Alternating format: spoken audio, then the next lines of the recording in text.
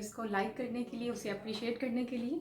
और आजकल मुझे ना कुछ मैसेजेस रिसीव हो रहे हैं कि जो आइल्स का एग्ज़ाम है वो कैसे कंडक्ट होता है, मिस उसके बारे में बताइएगा। तो मैं उसके बारे में आपको आज एक वीडियो पे सारी डिटेल्स वगैरह शेयर करूँगी। आइल्स के एग्ज़ाम को कंडक्ट कैसे किया जाता है, उसका क्या फॉर्मेट होता है, तो वो आज हम उस पर डिस्कस करेंगे। इसलिए स्टूडेंट्स आपको परेशान होने की ज़रूरत बिल्कुल भी नहीं है। आप मेरे साथ फ्री कॉन्टैक्ट कर सकते हैं, मुझे कमेंट में बता सकते हैं, मुझे ईमेल कर सकते हैं, तो इंशाल्लाह आपके सवालों के जवाब आपको मिल जाएंगे।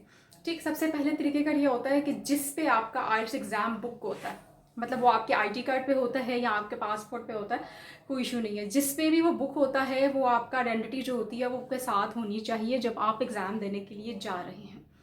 तो पहली चीज़ तो ये है कि वो स्टूडेंट्स मुझसे पूछते हैं कि मिस सब हमने आईडी कार्ड पे करवाया तो पासपोर्ट भी ले जाएं।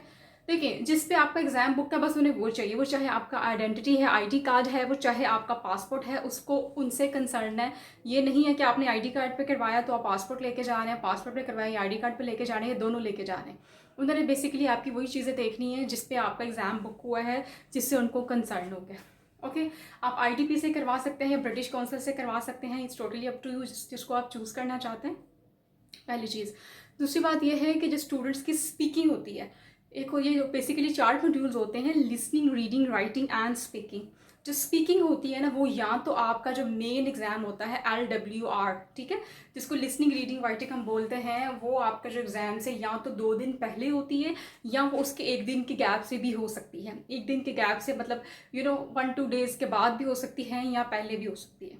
ठीक, जो इनका मेन एग्ज़ाम होता है वो बेसिकली कंडक्ट होता है आपका मोस्टली सैटरडे को ही होता है। वो ज़्यादातर जो मैंने अभी तक देखा है वो सैटरडे को होता है।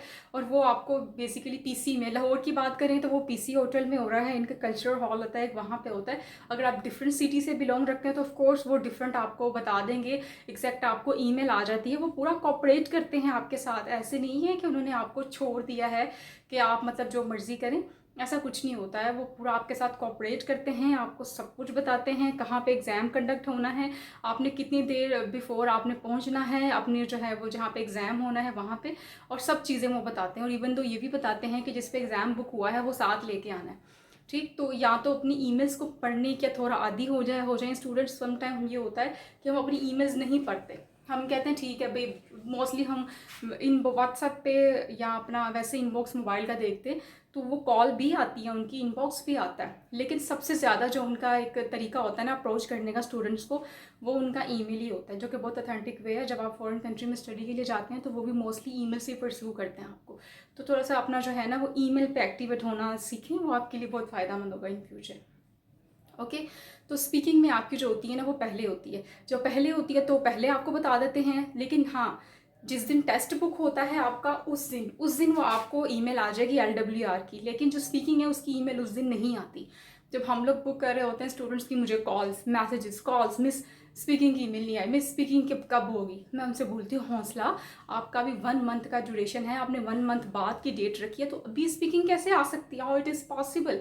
तो स्पीकिंग आपकी 2 या 3 दिन पहले आनी होती है, तो लिहाजा उसके अकॉर्डिंग वो आपको 7 दिन या 5 दिन पहले ईमेल करते हैं। जब आपकी एग्ज़ाम की डेट करीब आना शुरू हो जाए तो आपने मेक श्योर करना है कि आपने अब शुरू हो जाना है उसको परस्यू करने के लिए, इस सेंस में कि देखने के लिए कि हाँ भाई अब मेरी ईमेल आने वाली होगी। आपको आइडिया हो गया होगा कि 5-6 डेज पहले आपने अपनी ईमेल को देखना स्टार्ट कर देना। ठीक है, तो ईमेल्स के साथ अटैच रहना, वो आपको बता देंगे कि एग्ज़ाम कहाँ है। मोस्टली जो स्पीकिंग है इनकी, अगर लाहौर की बात करें तो गुलबर्ग इनका ऑफिस है, वहाँ पर IDP का है, वहाँ पर ये स्पीकिंग कंडक्ट करते हैं। इनका हॉल होता है, ऑफिस होता है।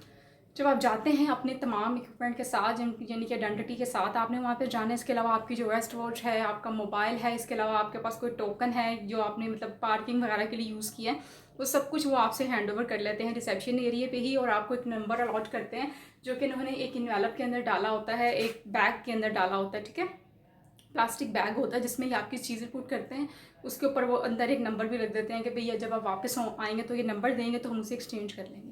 साथ कुछ ले जा नहीं सकते। फ्री में एक एडवाइस दूंगी कि आपने जो टाइम का बताया होगा ना उससे पहले चले जाना है, 1 आवर पहले चले जाइएगा, ताकि आप जब एंटर हों आपको एग्जैक्ट देख लें पहले कि आपका ये वेन्यू यहाँ पे आपने आना था। सम स्टूडेंट्स पहले अगर नहीं जाते, वो कहते हैं हम टाइम पे चले जाएंगे, तो कुछ भी मसला हो सकता है गाइस। रास्ते में कोई आपकी खुदा ना खास्ता गाड़ी ख़राब हो सकती है, बाइक पंचर हो सकती है, कोई भी इशू, मौसम ख़राब हो सकता है, अब आपको तो आइडिया नहीं है ना कि ये क्यों, कि मतलब क्यों आप किस वजह से डिले हो गया आपको ना, तो आपको आइडिया नहीं होता समटाइम सूरत हाल का, तो कुछ भी हो सकता है। लिहाजा आपने बी प्रिपेयर रहना है और पहले से आपने जो है ना अप्रोच करनी है, अंदर जाके अपनी एंट्री करवा देनी है, साइन वगैरह कर देने, आपसे साइन लेंगे कि साइन वगैरह कर दें, आप इधर वेटिंग एरिया में बैठ जाए, वेटिंग में नहीं बैठना, बाहर आ जाए, लेकिन आपकी एंट्री एज सच वो हो जाए। हाफ आवर पहले वो जो है ना, वो कहेंगे आपने हाफ आवर पहले मेरे से कांटेक्ट करना है, मतलब रिसेप्शन एरिया पे आना है। हाफ आवर पहले जब आप कांटेक्ट करेंगे तो ऑफकोर्स वो आपको एक ऊपर अपस्टेयर भेज देगी कि यहाँ पर एक हॉल है जिसपे अब एग्जाम्स के लिए वो जाएंगे। आप ऊपर जाएंगे, ऊपर जाके वो आपका इंडेक्स फिंगर स्कैन करते हैं, प्रॉपर आपसे नाम पूछते हैं, आपकी ऑन द स्पॉट पिक्चर्स ली जाती है। वो पिक्चर बेसिकली उन्होंने पुट कर देनी होती है, फिर आपके जो आइल्स का रिजल्ट कार्ड होता है ना, उस पर वो चिस्पा होती है टॉप पे, वो आपको रिजल्ट कार्ड भी किसी दिन दिखाऊंगी कि वो किस कैटेगरी का होता है, उसमें क्या क्या चीज़ें देखते हैं और बैंड की स्ट्रेटजीज़ क्या होती हैं बेसिकली, वो मैं इंशाल्लाह आपके साथ डिस्कस करूँगी अपनी अपकमिंग वीडियोज़ में। तो फिर वो आपको स्टे करने का बोलते हैं, कोर्स उनको पता होता है उनके पास कोई एक्स्ट्रा चीज़ तो है नहीं है। वेट करते हो आप वहाँ पे, वेटिंग एरिया में बैठ जाते हो, फिर जैसे ही वो इन कैबन्स बने होते हैं जो स्पीकिंग कंडक्ट कर रहे होते हैं ना, तो फिर आपकी जब नंबर आता है कॉल करते हैं आपको, वो फिर आपको अंदर बुला के स्पीकिंग कंडक्ट की जाती है। ठीक है, तो ये तरीकाकार स्पीकिंग का होता है। डोंट बी पैनिक, आपको 1 मंथ पहले कभी स्पीकिंग की ईमेल या कॉल नहीं आएगी, आपको हमेशा आएगी 3 डेज़ पहले, 4 डेज़ पहले, मैक्सिमम 1 वीक पहले आपने जो है ना वो स्पीकिंग की ईमेल चेक करना स्टार्ट कर देनी है।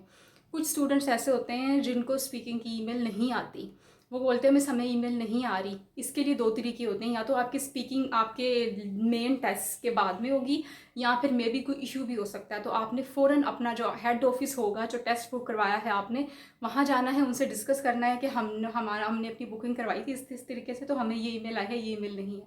ओके, तो ये आपने उनके साथ तमाम चीज़ें अपनी डिस्कस करनी है जाके, ऐसे नहीं कि हाँ बैठे रहो हमारी स्पीकिंग बाद में ही होगी, हो सकती है, नहीं भी हो सकती, कोई इशू भी हो सकता है, लेकिन मोस्टली पहले ही होती है। बहुत रेयर केस होता है कि बाद में हो, और संडे को भी हो सकती है स्पीकिंग।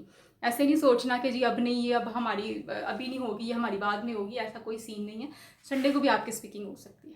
ठीक हो गया। अब हम आते हैं मेन टेस्ट की तरफ, जिसको हम लिसनिंग, रीडिंग, राइटिंग बोलते हैं। ये तीनों आपके 3 टेस्ट होते हैं, 1-1 घंटे के होते हैं, ये एक ही दिन होंगे। ठीक, ऐसे नहीं होगा कि आपका लिसनिंग एक दिन हो रहा है फिर वो कहना है भाई अब 2 दिन का गैप करके राइटिंग हो जाएगा, फिर अब रीडिंग हो जाएगा, ऐसे नहीं होता। वो ये बेसिकली आपको जो है वेन्यू दिया होता है ना, वो एक जैसे पीसी का मैंने बोला आपको लाहौर में होता है, तो वो आपको दिया होता है, यहाँ पर आपने आना है, यहाँ पर भी आइडेंटिटी अपनी लेके जानी है। कुछ स्टूडेंट्स बहुत पहले आ जाते हैं लेकिन वो हॉल ओपन नहीं करते, क्योंकि टीचर्स नहीं आए हुए थे, सुपरवाइजर नहीं आए होते, जिन्होंने एग्ज़ाम कंडक्ट करवाना है वो नहीं आए हुए होते। तो वो आपने थोड़ा सा इसको देखना है, ऐसे नहीं करना कि भाई वो अब आए नहीं हैं, या वो आपको बाहर वेट करा रहे हैं, वेट कराना तो करना पड़ेगा, या तो फिर जो उन्होंने टाइम दिया उस पर पहुँच जाए। मोस्टली वो बोलते हैं कि 12 बजे आपकी एंट्री स्टार्ट हो जाएगी, आप अगर 11 बजे आ रहे हैं तो फिर आपको ऑफकोर्स बाहर वेट करना पड़ेगा, अगर नहीं तो फिर आपकी एंट्री जब स्टार्ट होगी ना, फिर वो आपको अंदर बुला लेते हैं। फिर जब आप एंटर होते हैं अंदर, तो वो आपको बाकायदा क्यूज़ बाय क्यूज़ वो आपको अंदर एंटर करते हैं, फिर प्रॉपर आपका आईडी कार्ड जिस पे टेस्ट बुक है वो सारा देखा जाता है। फिर आपको कैबिन भेजते हैं जहाँ पे वो ये पूछते हैं स्पीकिंग कंडक्ट हो गई है कि नहीं हुई, वहाँ पर भी आपके थंब स्कैन होते हैं, इंडेक्स फिंगर स्कैन होती है, पिक्चर्स ली जाती हैं, फिर प्रॉपर आपको अंदर पहुँचाया जाता है। घर से स्टेशनरी कोई स्टूडेंट्स पूछते हैं हम ले जाएँ पेंसिल, ले जाएँ दिस और डैट, देखें पहली चीज़ ये है कि वो आपको खुद सब कुछ इक्विपमेंट देते हैं, आप लेके भी जाएँ तो ये इसका कोई आपका इस इम्पैक्ट नहीं पड़ता कि अब आपने लेके जानी है तो वो इसी को ही आप करें, वो बेसिकली आपसे ले लेते हैं, वो एंट्री में ही वो आपसे चीज़ें पकड़ लेते हैं जो आपने ली हुई होती हैं। लेकिन कुछ स्टूडेंट्स ऐसा करते हैं, कुछ पेंसिल्स शार्प करके अपनी पॉकेट में डाल लेते हैं कि जो राइटिंग टास्क होता है ना उसमें शार्प करने के लिए इतना टाइम नहीं होता, तो आप उसको दौरान टेस्ट जो है उसको शार्प नहीं कर सकते, आपके पास कोई वहाँ पे क्राइटेरिया नहीं होता कि हाँ इसका कोई टाइम दिया जाएगा, वॉशरूम यूज़ करने का टाइम दिया जाएगा, नथिंग, ऐसा कुछ भी नहीं होता। वही टाइम सारा होता है जब आपका टेस्ट के दौरान होता है, उसी में सब कुछ करना होता है। इवन दो कि वो इतने कोऑपरेटिव होते हैं, टेस्ट से पहले भी अनाउंस करते हैं किसी ने कुछ कहीं जाना है, किसी को कुछ चाहिए, पानी पीना है, पानी की बॉटल वैसे आपकी सीट पे होती है, इवन तो यहाँ तक वो अनाउंस करते हैं कुछ भी चाहिए आप हमें बताएं, लेकिन दौरान टेस्ट उठेंगे तो आपका टाइम वेस्ट होगा, हम रिस्पॉन्सिबल नहीं होते हैं। तो इस तरह का क्राइटेरिया होता है। 12 बजे एंट्री करते हैं, लेकिन गाइस टेस्ट आपका लेट से स्टार्ट होता है, 1:30 पे, 1:20 पे, इस तरह आपको वेट करना पड़ता है। कुछ स्टूडेंट्स 11 बजे चले जाते हैं, वो बेचारे पहले हाफ एन आवर वेट करते हैं, क्योंकि 11:30 तक वो ओपन कर देते हैं अपना डोर ना, तो फिर आपको वहाँ पे वेट करना पड़ता है। तो फिर जो वेट करना पड़ता है ना, तो वो बंदा एग्जॉस्ट हो जाता है वेट कर करके। तो आप या तो टाइम की मैनेजमेंट अच्छे से करें, या फिर आप वेट करने के आदी हो। ओके हो गया। फिर आप जनाब जो वेंटर होके वो आपको प्रॉपर आपको सीट्स अलॉट किए जाते हैं, उस पर रोल नंबर होते हैं, स्लिप रोल नंबर एक आपके हाथ में होती है जो कि बाहर उन्होंने रिसेप्शन एरिया से जनरेट की होती है, वो रोल नंबर आप मैच करते हैं। प्लीज़ प्लीज़ प्लीज़ अपना नाम अपना रोल नंबर आपने बार बार, वो अनाउंस भी करते हैं लेकिन कुछ स्टूडेंट्स बस बागी होकर बैठे होते हैं कि बस भाई हम तो थक गए हैं, फटाफट टेस्ट लें और भेजें। लाजमी चेक करना है आपका रिज़ल्ट, आपका जो चीज़ें हैं सारी प्रॉपर वो उसी पर आनी होती हैं, तो उसको आपने लाजमी एक एक नंबर मैच करना है, अपनी आईडी कार्ड का नंबर मैच करना है, आपका रोल नंबर मैच करना है, कैंपस नंबर भी लिखा हुआ होता है, वो भी शीट्स पे लिखना होता है। जिस दिन इस पे लंबी बात करेंगे कि शीट्स पे किस तरीके से नंबर्स वगैरह लिखने होते हैं और क्या क्या क्राइटेरिया होता है उनका प्रॉपर, तो वो हम इस पर देखेंगे। तो ये चीज़ें होती हैं। उसके बाद ये होता है कि जब आपका प्रॉपर टेस्ट स्टार्ट होने वाला होता है, प्रॉपर माइक में अनाउंसमेंट की जाती है कि जी आपका टेस्ट अब स्टार्ट होने वाला लगा है, तो अब आप एक्टिव हो जाएं, अब आप मतलब रिजर्व हो जाएं कि बस अब स्टार्ट होने लगा है। तो काइंडली बी ब्रेव, आपने तो पजल नहीं होना, लेफ्ट राइट कम देखिएगा, टेस्ट पे फोकस कीजिएगा, इतना टाइम नहीं होता कि लेफ्ट राइट भी आप देखें। पहले वो लिसनिंग से स्टार्ट करते हैं, लिसनिंग के लिए वो हेडफोन्स दिए जाते हैं, आपको प्रॉपर स्टार्ट किया जाता है। टेस्ट 1 घंटे का टेस्ट होता है, उसमें ट्रांसफर शीट भी होती है, आप आंसर भी ट्रांसफर कर सकते हैं उस पर साथ वाली सीट में, लेकिन दुराने टेस्ट नहीं करने, आपको 10 मिनट्स मिलेंगे लिसनिंग में आंसर ट्रांसफर करने के लिए। कुछ स्टूडेंट्स ज़्यादा एफिशिएंट होते हैं, वो साथ साथ लगे हुए होते हैं कि एग्जैक्टली लिखते जाएँ। बिल्कुल कंसंट्रेट करना है लिसनिंग में, ज़रा सी लिसनिंग आपकी लेफ़्ट राइट हो गई तो आपको समझ ही नहीं आनी कि आप कहाँ पे से कहाँ चले गए हैं। तो ज़्यादा एफिशिएंसी नहीं दिखानी है लेकिन ज़्यादा नहीं दिखानी, हद से ज़्यादा समझदारी बेवकूफ़ी का मुजाहरा करवाएगी आपसे। तो आपने जो है साथ साथ नहीं करने, 10 मिनट्स मिलेंगे उसमें करने, तो टेस्ट हो जाएगा, फिर वो आपसे सारा कलेक्ट वगैरह कर लेंगे, फिर आपकी रीडिंग सेकंड आएगी। ऐसा नहीं है कि एक टेस्ट के बाद घंटा ब्रेक दे रहे हैं वो आपको, ठीक है अभी उठ के जाएँ फिर आ जाएँ, नो।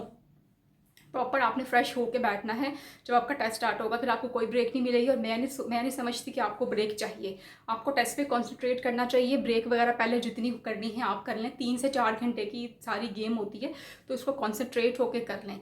कुछ स्टूडेंट्स बहुत लाइक होते हैं, ज़हीन होते हैं, इसके बावजूद भी या तो वो माहौल से बहुत पजल हो जाते हैं या उनको समझ नहीं आ रही होती कि प्रेशर नहीं बर्दाश्त कर पाते, तो वो अपने बैंड लूज़ कर देते हैं। मैं पहले से आपको बता रही हूँ कि आपने वहाँ पे बहुत एक्टिव होकर बैठना है, ज़्यादा टेंशन टूशन लेने की कोई ज़रूरत नहीं है। सब कुछ अल्लाह के हाथ में होता है, बस अपना बेस्ट करें और दुआ करें अल्लाह पाक से कि रिजल्ट अच्छा है। फिर रीडिंग आती है, लेकिन रीडिंग का ड्रॉबैक ये है कि उसमें आपको टाइम नहीं मिलता आंसर ट्रांसफ़र करने के लिए। साथ ही शीट होती है, उसी वक्त आंसर ट्रांसफ़र करने हैं। अगर आपने जो बुकलेट है उसके ऊपर आपने प्रॉपर आंसर लगा लिए हैं लेकिन आपने ट्रांसफ़र नहीं किए, तो आपका कोई बैंड नहीं है, ज़ीरो बैंड। आपने जब कोई आंसर ट्रांसफ़र नहीं किया तो उन्होंने बुकलेट को कोई कंसीडर नहीं करना, उन्होंने आपकी राइटिंग जो होती है ना जिस पे आंसर ट्रांसफ़र कर रहे होते हो आप, उस शीट को उन्होंने कंसीडर करना होता है। तो आंसर आपने रीडिंग के साथ साथ ट्रांसफ़र करने हैं। इवन दो कि रीडिंग में आंसर साथ साथ ट्रांसफ़र करना बहुत मुश्किल है लिसनिंग की निस्बत, लेकिन फिर भी ये अब उनका जो रूल है वो यही है, वो आपको साथ साथ करने पड़ते हैं। कोई 10 मिनट्स नहीं मिलेंगे। अगर वो पेपर लेने के लिए आ गए हैं और आप उस ऑन द स्पॉट उसके ऊपर कोई आंसर लगा रहे हैं तो वो क्रॉस कर देंगे। ठीक, आपने पहले से ही एफिशिएंसी का मुजाहरा करते हुए अपने सारे आंसर्स उस पर ट्रांसफ़र कर लेने। साथ साथ ही एक पैसेज किया, साथ ही कर लिए, दूसरा किया, तीसरा किया, जो भी आप पैसेज पहले करना चाह रहे हैं उस पर डिटेल में मैंने पहले छोटी सी एक वीडियो बनाई थी, आपने काफ़ी पसंद किया, लेकिन इस पर मैं मज़ीद डिटेल में आपको बताऊँगी कि पहले किस तरह आपको समझ आएगी कि कौन सा पैसेज आपने पहले करना है। ओके हो गया। उसके बाद आपका रीडिंग का जो है वो पूरा कंप्लीट हो जाता है। रीडिंग के कंप्लीट हो जाने के बाद आपकी आगे बारी आती है फिर राइटिंग टास्क की। शीट्स कलेक्ट होने के बाद उसी वक्त अनाउंसमेंट हो जाती है कि अब राइटिंग टास्क है, इसके लिए 1 आवर दिए जाएंगे। फिर क्लॉक वगैरह का ज़रूरत नहीं है, वैसे आपको प्रॉपर सामने उन्होंने एक बड़ी सी क्लॉक लगाई होती है, वहाँ से आप टाइम मैनेजमेंट देख सकते हैं कि हाँ भी कितने मिनट गुजरे हैं, कितने रह गए हैं। इवन कुछ स्टूडेंट्स जो हैं वो उस क्लॉक को देख के पजल हो जाते हैं कि यार ये इतना टाइम रह गया। तो ज़्यादा ना दिखेगा, थोड़ा सा देख लें आप, ताकि पजल भी ना हो, परेशान भी ना हो, तो आप उसको कर भी लें। इसके भी 2 पार्ट्स होते हैं, ऐसा नहीं होगा पहला एक पार्ट दे दें फिर बाद में दें, दोनों पार्ट उन्होंने आपको इकट्ठे देने होते हैं। साथ में शीट्स देनी होती है राइटिंग टास्क 1 और 2 के नाम से। इस पर भी बताऊंगी कि वो 1 पे क्या करना है, 2 पे क्या करना है। जस्ट अभी तो मैं आपको बता रही हूँ ना कि किस तरीके से इनका सिस्टम है। दोनों शीट्स आ जाएंगी, दोनों पे आपने करना है। पहले जो मर्जी टास्क पहले करें उनको, इनसे कोई इशू नहीं है। 1 आवर की सारा टाइम पीरियड होता है आपका। 1 आवर के बाद उन्होंने आपसे शीट्स कलेक्ट कर लेनी है और प्रॉपर आपका जो है ना वो सारा जो टेस्ट है वो वाइंड अप की तरफ जाएगा। लेकिन ये नहीं कि शीट्स लेने के बाद वो फ़ौरन ही आपसे कह दें कि हाँ भाई बस अब उठो उठो जाओ। उन्होंने प्रॉपर कलेक्ट करनी है, एक एक चीज़ देखनी है, रोल नंबर देखना है, सब चीज़ें चेक करनी है उन्होंने आपकी। फिर आपको जाने देंगे। और प्लीज़ मेक श्योर कीजिएगा पेन का यूज़ ना कीजिएगा, पेंसिल से कीजिएगा। पेंसिल से ही आपका टेस्ट ठीक होगा। पेन से बहुत खिचड़ी पकेगी, बार बार मिटाना पड़ेगा, कुछ 100 तरह के मसले होंगे। तो पेंसिल का इस्तेमाल ज़्यादा कीजिएगा। और ये उनका तरीक़ेकार होता है टेस्ट को बेसिकली कंडक्ट करने का। किसी भी सेंटर आप चले जाते हैं तो ये इस तरह वो सारा टेस्ट आपका कंडक्ट करते हैं। तकरीबन अगर आप 12 बजे जाते हैं तो 5 बजे आपको वो फ्री करते हैं। तो जो सामान आपका होता है फिर आप वो कलेक्ट करते हैं, ऑफ कोर्स वापसी की तरफ रवाना होते हैं। ठीक है, तो ये मेरी एक छोटी सी वीडियो थी जिसमें मैंने आपको बताया कि कैसे आइल्स का एग्ज़ाम कंडक्ट होता है। और काइंडली अपने जो है ना इस पैनिक सिचुएशन को कंट्रोल करना है आपने। ठीक, अगर वीडियो अच्छी लगी हो तो लाइक ज़रूर कीजिएगा, सब्सक्राइब ज़रूर कीजिएगा। आपके सवालों का मुझे इंतज़ार रखिएगा, मुझे लास्ट में बताइएगा। और बेल आइकन को लाजमी प्रेस कर लीजिएगा ताकि मेरी जो भी न्यू वीडियोज़ हैं वो आपको उनके अपडेट नोटिफिकेशन मिलते रहें और आप उनको ऐसे ही सराहते रहें। अपना बहुत शुक्रिया, गुल कामिल के साथ रखिएगा, अपना बहुत ख्याल रखिएगा। टेक केयर, अल्लाह हाफिज़।